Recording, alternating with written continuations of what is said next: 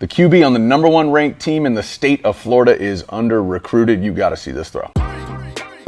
JP. What's up? I'm Jordan Palmer. I'm a QB consultant, and you can see high school football's top 3 throws of every single week right here on this show. Starting off, we're heading down to Miami, Florida. Keyone Jenkins, that's a name you gotta know, and this is the 3rd best throw of the week. Week 1, Miami Central goes down to IMG and gets a monster win. That's like a perennial powerhouse in the nation, moving Miami Central for the first time in school history to the #1 ranking in the state of Florida. Huge deal, but then they gotta host Booker T. Washington. Keyone Jenkins doesn't see it to be a problem though, as we see right here down in the tight red zone. Still tight ball game early in a 3-by-1, 2 posts outside, and just rips this in the back of the end zone. Great adjustment by his wide receiver, getting it around that safety, and that's the 3rd best throw of the week in high school football. Hey, tight red zone throws where only our guy can get it will usually get you on the list.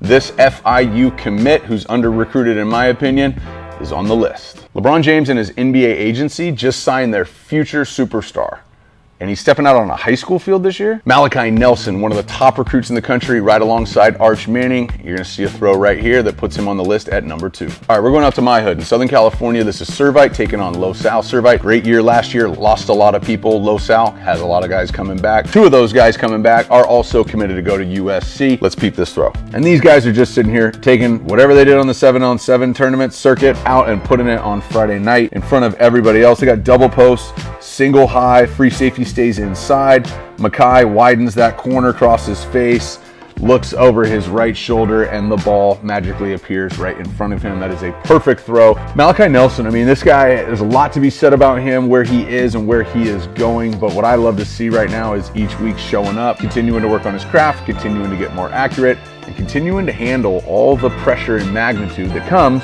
with being the #2 overall recruit in the country. 2 guys that Lincoln Riley's got to be stoked to watch dancing in the end zone. Baker Mayfield, Heisman. Kyler Murray, Heisman. Does Norman, Oklahoma have another Heisman coming their way? Now, let's go down to Denton, Texas. This is Lancaster taking on Guyer, which unfortunately for Lancaster is where Jackson Arnold, the OU commit, resides and plays. Now, Lancaster was able to put 27 on the board, but again, unfortunately for them, Guyer hung a 50 spot. And they did it with plays like this. This is 5-star QB commit Jackson Arnold. Subtle kickback, surveys the field, holds that free safety with his eyes for a second, and then I love on these fades, when I see high school guys, a lot of times they fade him out of bounds.